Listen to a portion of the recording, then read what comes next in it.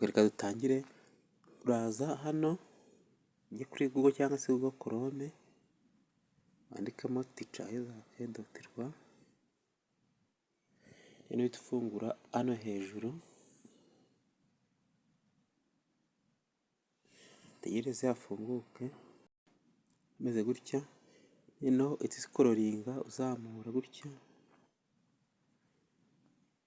ariko bitewe n'uko n'ubundi hariho amasomo menshi, uraza wirebere ahanditse inclusive education, uhite uhemeza.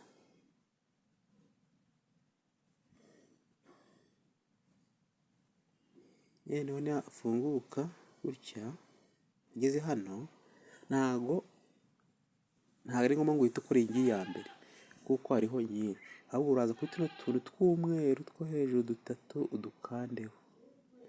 Numara kudukandaho harahita haza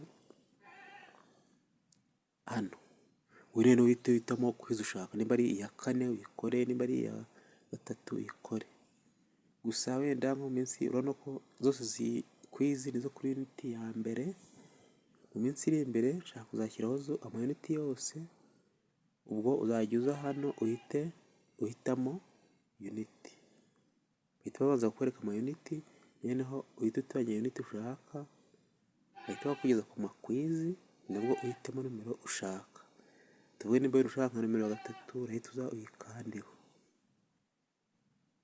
tegereze ifunguke. Ahita haza ibibazo byayo, rero utangire ubisubize. Ugenda usubiza ikibazo, ujya kuri next, haza ikindi kibazo gutyo. Iyo ushatse wajya ukora hano hejuru kuri zino nomero, n'ubundi ahita haza ikindi kibazo. Rero iyo uze ku cya nyuma uhita ukora kuri submit quiz, urarangije. Reka rero mbereke ku kijyanye no kureba amanota ukuntu wayareba. Okay, iyo ugeze hano urabona ko bahita bakwereka itariki wakoreyeho n'isaha byose, rero bagahita babanza kukwereka ibibazo. Ni ibibazo 20 bifite amanota 40.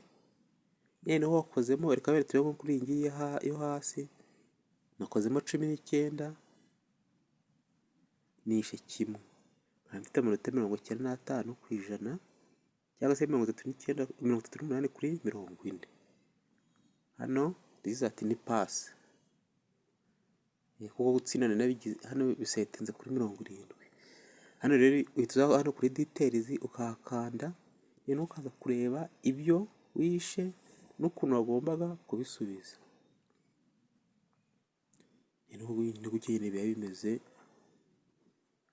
Hano hambere haraza igisubizo washubije, hirya haze icyo wagombaga gusubiza. Ni uko biba bimeze. Aha hariho ibirebera. Okay. Gusa ikintu ndagira mwiteho nyine, mwite hariya ahantu uri kuza wowe ugakora kwizi imwe gusa, ukongera ukongera gusubiramo, kandi hari n'izindi wakora. Ndakeka ari ibyo.